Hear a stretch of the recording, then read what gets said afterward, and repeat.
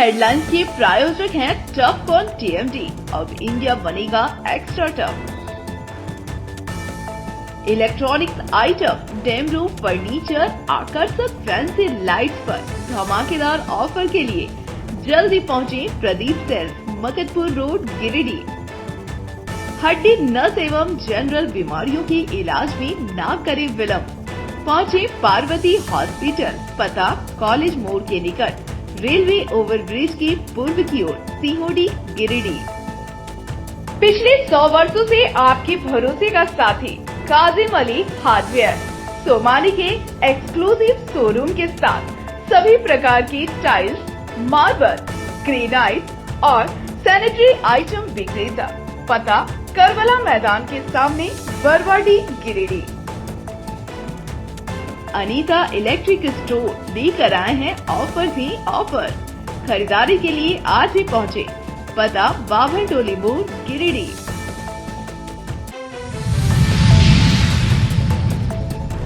गावर double murder case का हुआ दर्दनाक अंत। हत्या आरोपी ने धारदार हथियार से रेता खुद का गला। इलाज के दौरान सदर अस्पताल में हुई मौत।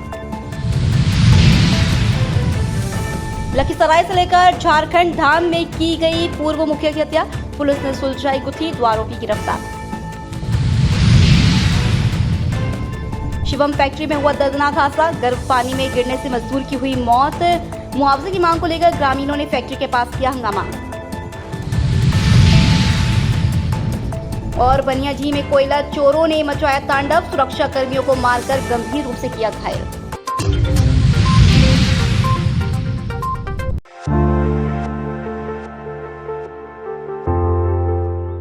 गावर डबल मर्डर कांड का मुख्य आरोपी श्रीकांत चौधरी की मौत हो गई है।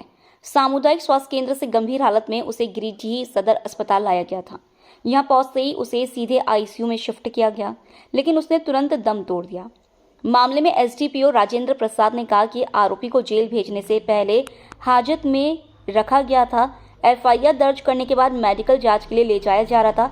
इसी बीच आरोपी ने एक पतली रस्सी से गला दबाने की कोशिश की, जिससे उसकी स्थिति बिगड़ गई। मौत के बाद उसके शव को पोस्टमार्टम की तैयारी चल रही है। वहीं इस घटनाक्रम को लेकर गावर थाना पुलिस पर सवाल भी उठ रहे हैं।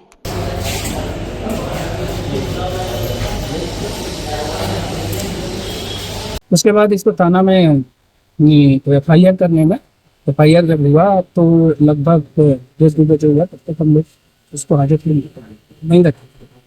इससे रिश्ता वगैरह में था, तो जो एफआईआर होने के बाद इसको मेडिकल के लिए लाने में फॉरवर्ड करने की वैसी स्थिति में वहाँ एक था, ये क्या कहते हैं, छाने में इसी से चौकीदार जो डिपो था, 4 मिनट के लिए 5 मिनट के बाथरूम वगैरह गया, तब उसी में वो लटक गया।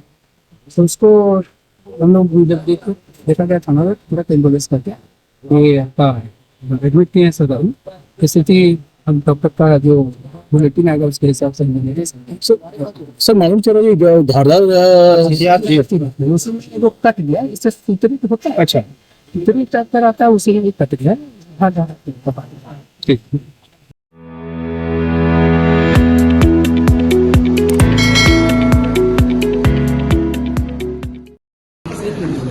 सर, जो पोस्टमार्टम के लिए आईसीयू में भर्ती था मरीज, उसकी क्या स्थिति है, क्या हुआ है? क्या स्थिति है? हाँ, जो कैदी था, यानी जो यहाँ आया था पूरा गैस्ट्रिक कंडीशन में, उसका पल्स नहीं मिल रहा था और बीपी भी नहीं अनरिपोर्ट हुई, तो स्टीच किया हुआ था, लेकिन बहुत ही ज़्यादा सीरियस था, काफ़ी ज़्यादा सीरियस कंडीशन। अब क्या भी हम लोग आईसीयू भेजे हैं उनको, ठीक है। अभी तो ईसीजी करवाए हैं, हमको लगा, लेकिन बॉडी सामने रखा हुआ है, उसकी मौत हो चुकी है जी। मैंने मुश्किल से विदिन 5 मिनट, आप लोग तो थे ही उस समय, आईसीयू हम लोग भेजे। बाईपैप मशीन होता है जिससे ऑक्सीजन लगाया जाता है, ऑक्सीजन लगाया हम लोगों ने, लेकिन 5 मिनट के अंदर ही आए ही थे पूरा गैस्ट्रिक कंडीशन, बहुत खराब कंडीशन था। बाहर भेजने लायक की स्थिति में नहीं थी, तैयारी कर रहे थे बाहर भेजने के लिए।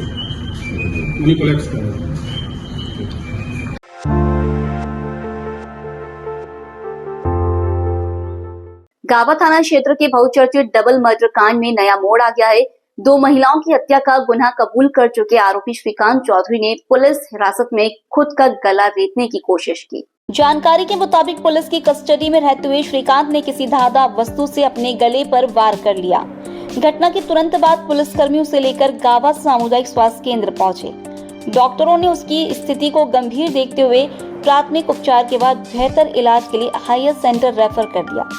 डबल मर्डर केस में पहले ही सनसनी फैली हुई थी, वहीं अब आरोपी द्वारा आत्महत्या का प्रयास किए जाने से मामला और तूल पकड़ गया है। पुलिस पूरे घटनाक्रम की जांच कर रही है कि आखिर हिरासत में रहते हुए श्रीकांत के पास धाधा वस्तु कैसे पहुंची। आपको बता दें कि इसी आरोपी ने प्रेम प्रसंग के चलते पहले अपनी प्रेमिका सोनी देवी और फिर राज खुलने के डर से उसकी सहेली रिंकू देवी की हत्या की थी। दोनों का शव नीमाडीह जंगल से बरामद हुआ था। अब हिरासत के दौरान उसकी इस हरकत ने सुरक्षा व्यवस्था पर भी सवाल खड़े कर दिए हैं।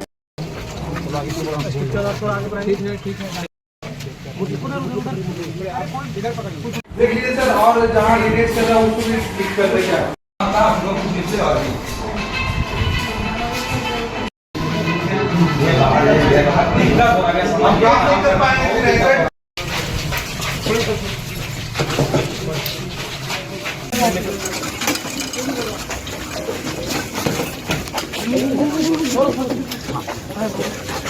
कुछ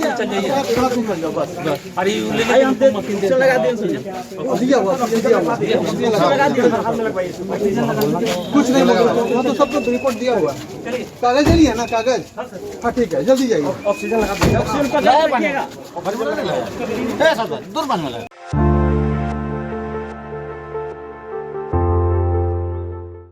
गावा थाना क्षेत्र के नीमाडीह जंगल में बरामद 2 महिलाओं की लाश से जुड़े मामले का खुलासा पुलिस ने कर दिया है।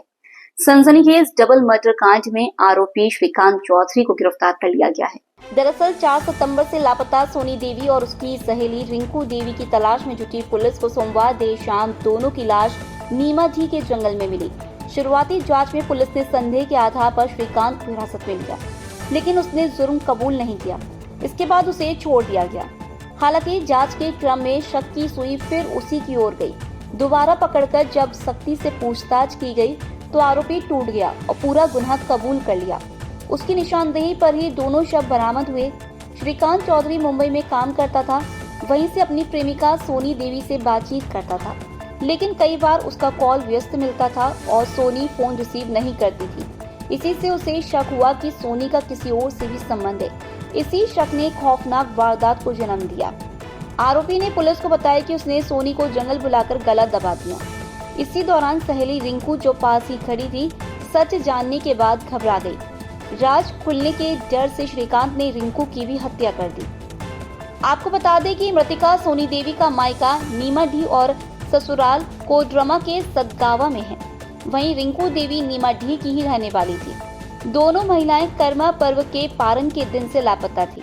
घटना के बाद परिजन और ग्रामीण थाना पहुंचे और सख्त कार्रवाई की मांग की। एसडीपीओ राजेंद्र प्रसाद ने प्रेस वार्ता कर पूरी जानकारी दी और उन्होंने बताया कि इस मामले में आगे कानूनी कार्रवाई जारी है।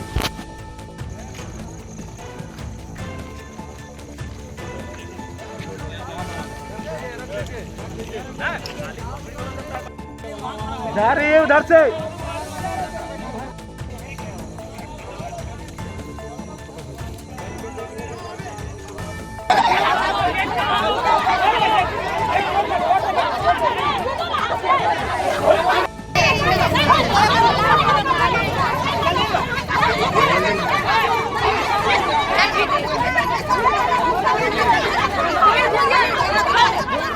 यहाँ गावा थाना में एक महिला सोनी देवी, उसका गुमशुदगी का आवेदन पड़ा था और उसका उसके बाद थाना प्रभारी ये जांच के क्रम में एक संदिग्ध अभियुक्त श्रीकांत चौधरी था, उससे पूछताछ किया, लेकिन प्रथम में उसने स्वीकार नहीं किया। फिर उसके बाद टेक्निकल सेल के माध्यम से जब हम लोग छानबीन किए तो उसी का निकला, उसको हम लोग डिटेल किए और गहराई से पूछताछ करने के बाद उसने अब उसके निशानदेही पर हम लोग जहाँ ये हत्या किया था सोनी देवी का और रिंकू देवी का, उसने ले गया और उसके बाद हम लोग खबर किए 7 दिन के बाद डेड बॉडी था सो एक तरह से गल चुका था, उसको पोस्टमार्टम में भेज दी। उसने अपना कन्फेशन में स्वीकार किया कि मेरी सोनी देवी से पूर्व से 2 वर्षों से प्रेम संबंध था, प्रेम प्रसंग था। बीच में हम मुंबई कमाने चले जाते थे, उसके बाद फ़ोन करते थे तो वो रिसीव नहीं करती थी और हमेशा फ़ोन उसका व्यस्त रहता था। पता लगाने से पता चला 2-3 आदमी से उससे और प्रेम संबंध चल रहा था। तो उसी के रिवेंज में वो लड़का आया और प्रेम से उस महिला को बुलाया। यहाँ पहले से ये संबंध चलता था, उसी जंगल में बुला लिया। उसके साथ रिंकू देवी भी पिछले बार 2-4 बार साथ में गई थी, तो उसको लेके वो महिला चली गई। एक महिला को जो है रिंकू देवी, उसको बाहर में कुछ दूर छोड़ दिया और तुम यहाँ देख करना कि कोई आगे नहीं। उसके बाद वो जो श्रीकांत चौधरी जो अभियुक्त है और सोनी देवी अंदर जंगल में चला, वहाँ जाके उसको गला दबा के मार दिया।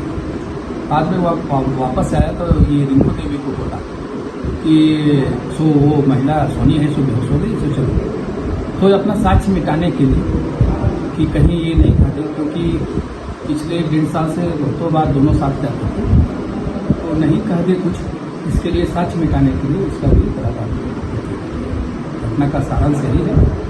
और इसमें हम लोग उसको गिरफ्तार कर लिए हैं, न्यायिक अभिरक्षा में भेज रहे हैं। साथ में हम लोग तकनीकी शाखा से और कॉल डंप से, फसल से, सब तरह से हम लोग ये कर रहे हैं कार्रवाई और पता लगा रहे हैं कि इसमें और कोई संलिप्त था, अगर संलिप्त होगा तो उसको जल्दी होगा।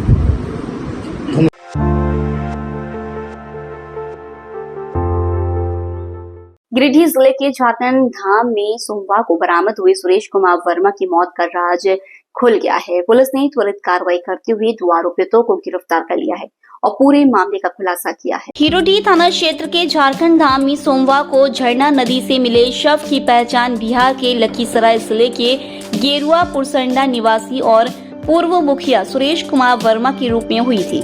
शुरुआत में मामला संदिग्ध मौत का लग रहा था, लेकिन जांच में पुलिस को हत्या के पुख्ता सबूत मिले।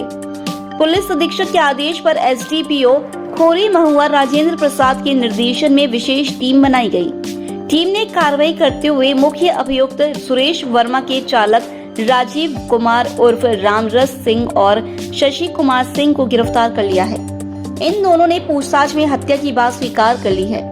पुलिस ने घटना में प्रयुक्त मोबाइल फोन भी जब्त कर लिया है। पुलिस के अनुसार राजनीतिक दुश्मनी के कारण सुरेश वर्मा की हत्या की गई थी। आरोपितों ने नदी में सिर दबाकर उनकी जान ली। अन्य अभियुक्तों की तलाश के लिए लगातार छापेमारी जारी है। मंगलवार को खोरी महुआ अनुमंडल पुलिस कार्यालय में एसडीपीओ राजेंद्र प्रसाद ने प्रेस वार्ता कर बताया कि मामले में त्वरित कार्रवाई कर 2 अभियुक्तों को गिरफ्तार किया गया है और बाकी फरार आरोपी जल्द पकड़े जाएंगे।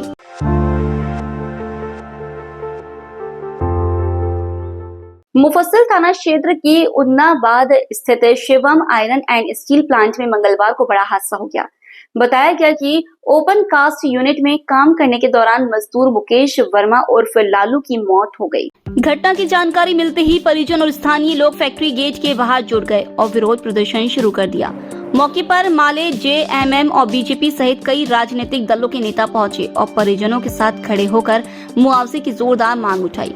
कई मुखिया और सामाजिक कार्यकर्ता भी इस प्रदर्शन में शामिल हुए। आक्रोश बढ़ता देख प्रशासन और फैक्ट्री प्रबंधन हरकत में आया। वार्ता के बाद प्रबंधन की ओर से घोषणा की गई कि मृतक के परिजनों को दाह संस्कार के लिए 50,000 रुपए और मुआवजे के रूप में 25 लाख रुपए दिए जाएंगे।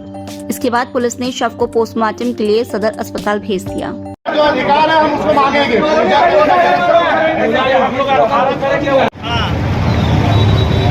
देर से आप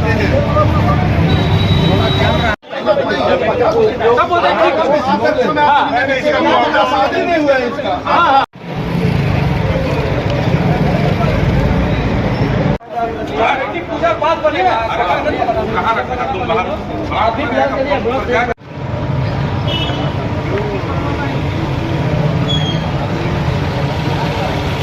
पंचायत उन्नाबाद का एक युवा लड़का, होनहार लड़का, शिवम आयरन स्टील में काम करने के दौरान दुर्घटनावश बोल सकते हैं मौत हो गई। और हम बताना चाहते हैं कि 2 साल में हमारे पंचायत के 4 व्यक्तियों की मौत इस प्लांट की लापरवाही के कारण हुआ है। और यहाँ का जितने भी पदाधिकारी हैं, संबंधित पदाधिकारी, सबकी लापरवाही और यहाँ के प्लांट के प्रबंधक की लापरवाही के कारण लगातार इस तरह की घटना घट रही है। और लगातार आज ये 2 साल में चौथी घटना है। और हम लोग लगातार आंदोलन करते हैं उसका मुआवजा को लेकर। इस बार हम लोगों ने अंतिम समय 1 महीने का दिया है कि आप सेफ्टी किट में अगर सुधार नहीं करते हैं तो फिर हम लोग बढ़िया तरीके से जोरदार आंदोलन करके आपको सुधार देंगे।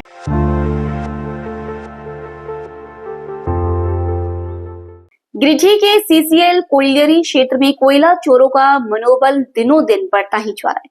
ताजा मामला सीपी साइडिंग का है, जहां देर रात कोयला चोरों ने सुरक्षा कर्मियों पर धावा बोल दिया। अचानक हुए हमले में 3 जवान गंभीर रूप से घायल हो गए, जिन्हें उपचार के लिए सीसीएल अस्पताल भेजा गया है। प्रत्यक्षदर्शियों और घायलों ने बताया कि घटना के वक्त 100 से अधिक की संख्या में कोयला चोर मौजूद थे। गश्ती दल को जैसी सूचना मिली कि साइडिंग पर चोरी की कोशिश हो रही है, दल मौके पर पहुंचा, लेकिन चोरों ने उन्हें खदेड़ने के बजाय उल्टा घेर लिया। इसी दौरान जवान श्याम सुंदर को झाड़ियों की ओर खींच ले जाने की कोशिश भी की गई। हालांकि उनके साथी जवान किसी तरह जान बचाकर उन्हें सुरक्षित निकाल पाए। सीसीएल इलाके में यह कोई पहली घटना नहीं है। इससे पहले भी कई बार कोयला चोर रेलवे लोडिंग पॉइंट और माइंस पर धावा बोल चुके हैं। पुलिस समय समय पर कार्रवाई करती है, लेकिन जमीनी हकीकत यह है कि चोरी की घटनाओं में कमी आने की बजाय लगातार बढ़ोतरी दर्ज हो रही है।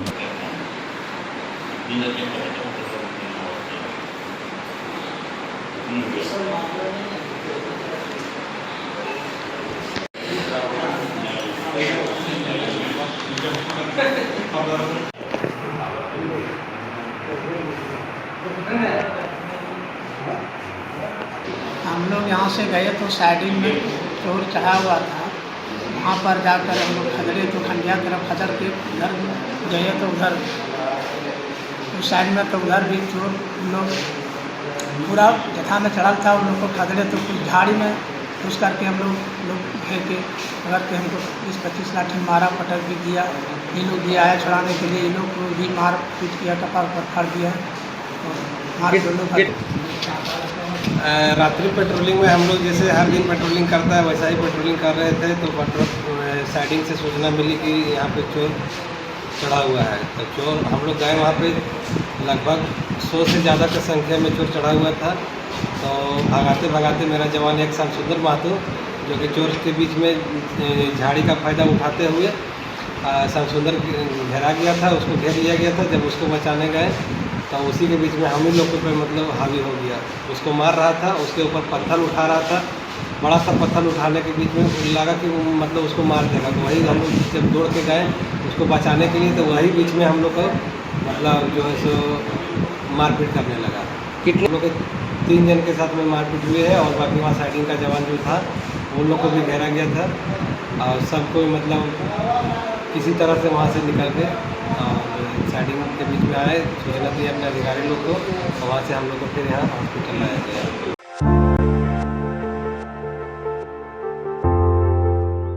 गावा प्रखंड की अमत्रो पंचायत में एक घर से अवैध रूप से क्लिनिक चलाने का मामला उजागर हुआ है। इस क्लिनिक पर न तो बोर्ड है, न ही कोई रजिस्ट्रेशन संख्या दर्ज है। मरीजों को दिए जा रहे पर्चे पर सिटी हॉस्पिटल का नाम और कई डॉक्टरों के नाम अंकित हैं। यहाँ महिला एवं पुरुषों के अवैध ऑपरेशन किए जाने और गरीब मरीजों से मोटी रकम वसूले जाने की बात सामने आई है। जांच के दौरान एक मरीज दर्द से कराहता मिला, लेकिन मौके पर कोई चिकित्सक या नर्स मौजूद नहीं थे।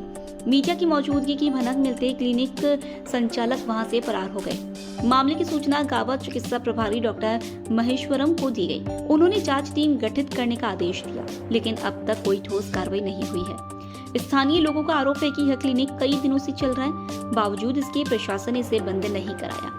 सरकार की ओर से अवैध क्लिनिकों पर रोक होने के बावजूद यहाँ स्वास्थ्य नियमों की खुलेआम धज्जियां उड़ाई जा रही हैं। चिकित्सा प्रभारी का कहना है कि उच्च अधिकारियों को सूचना दी गई है और आदेश मिलते कानूनी कार्रवाई की जाएगी।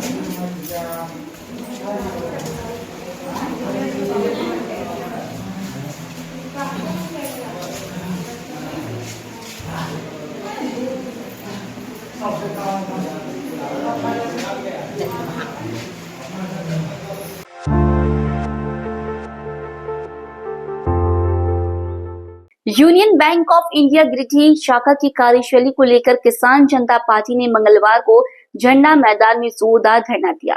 पार्टी का आरोप है कि बैंक द्वारा खाता धारकों की मेहनत की गाड़ी कमाई को मनमाने ढंग से फ्रीज कर दिया गया है, जिससे सैकड़ों लोग महीनों और सालों से परेशान हैं। धरना को संबोधित करते हुए पार्टी के केंद्रीय कमेटी अध्यक्ष सह अधिवक्ता अवधेश कुमार सिंह ने कहा कि रोजाना दर्जनों पीड़ित खाता धारक बैंक का चक्कर लगा रहे हैं, लेकिन उन्हें केवल यही जवाब मिलता है कि किसी साइबर क्राइम से पैसा आया होगा और खाता फ्रीज कर दिया गया है। उन्होंने सवाल उठाया कि बैंक अधिकारी यह क्यों नहीं बताते कि पैसा कब, कितना और किसने भेजा। अवधेश कुमार सिंह ने खुद को भी एक पीड़ित खाता धारक बताया और कहा कि 15 महीनों से भी अपने खाते से पैसे निकालने के लिए संघर्ष कर रहे हैं।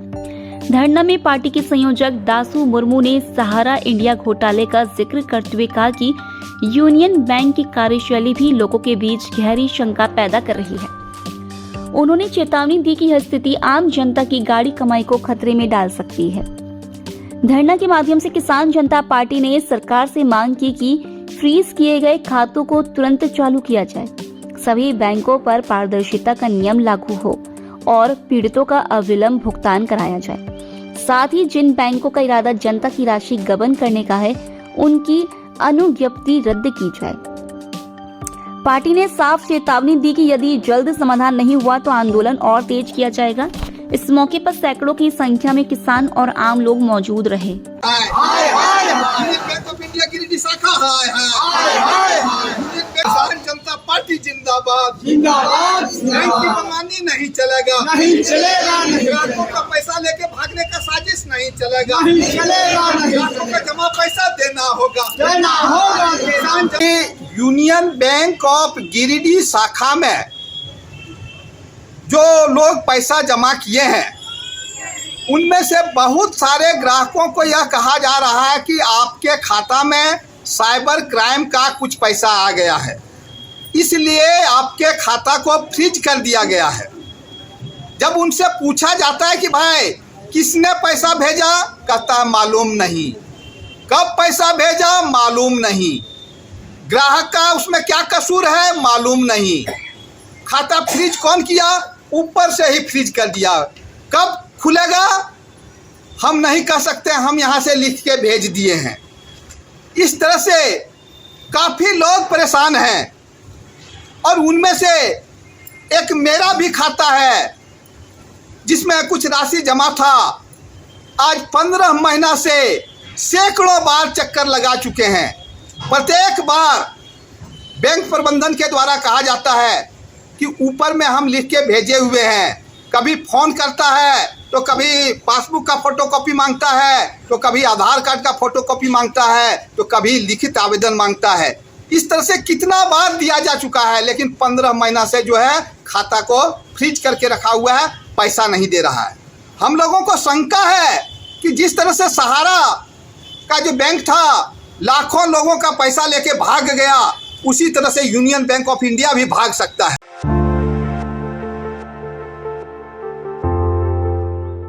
दृष्टिबाधित बच्चों और महिलाओं को डिजिटल रूप से सशक्त बनाने के लिए national federation of the blind और national association for the blind की संयुक्त पहल पर एक विशेष तकनीकी कार्यशाला का आयोजन किया गया। यह कार्यशाला चाहनू स्थित अमर ज्योति नेत्रहीन विद्यालय में हुई, जिसमें करीब 64 बच्चों ने हिस्सा लिया। इस दौरान प्रतिभागियों को आदित्य नामक एआई चैटबॉट और श्रवण नामक टॉकिंग लाइब्रेरी जैसे महत्वपूर्ण तकनीकी उपकरणों से अवगत कराया गया। साथ ही भारत सरकार द्वारा दिव्यांगों के लिए बनाए गए सुगम ऐप्स की जानकारी दी गई। कार्यक्रम में एनएबी के जनरल सेक्रेटरी प्रशांत वर्मा के हेल्पलाइन नंबर साझा किया, जबकि राष्ट्रीय दृष्टिहीन संघ के जनरल सेक्रेटरी अरुण कुमार सिंह ने एक्सेसिबल ऑडियो डिस्क्राइब मूवीज के महत्व पर जोर दिया। विद्यालय की प्रधान अध्यापिका सिस्टर असुंता लकड़ा ने इस पहल की सराहना करते हुए कहा कि यह तकनीकी साधन बच्चों को आत्मनिर्भर बनाने में मददगार साबित होंगे। प्रशिक्षण देने वाली टीम में सचिन गुप्ता, नंदन सिंह और सीमा कुमारी जैसे विशेषज्ञ शामिल थे। यह कार्यशाला दृष्टिबाधितों को डिजिटल युग से जोड़ने और उनके जीवन को आसान बनाने की दिशा में एक महत्वपूर्ण कदम साबित हो रही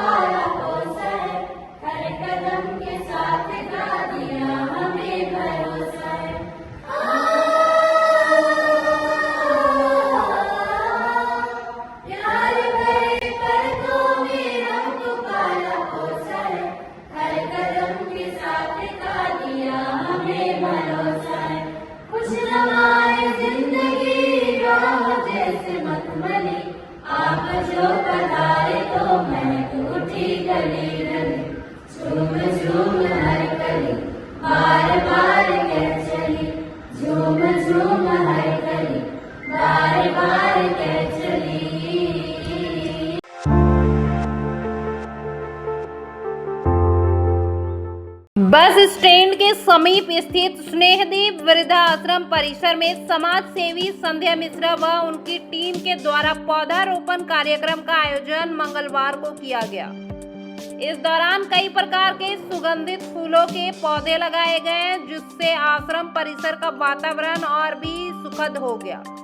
पौधारोपण के बाद समाज सेवी संध्या मिश्रा ने कहा कि पौधे लगाना न केवल हमें प्रकृति से जोड़ता है, बल्कि यह हमें उनका अभिन्न हिस्सा होने का एहसास कराता है। उन्होंने कहा कि इस तरह का कार्य हर किसी के लिए आनंददायक अनुभव होता है और यह पर्यावरण संरक्षण की दिशा में एक सकारात्मक कदम है, जिसे लगातार आगे बढ़ाने की जरूरत है।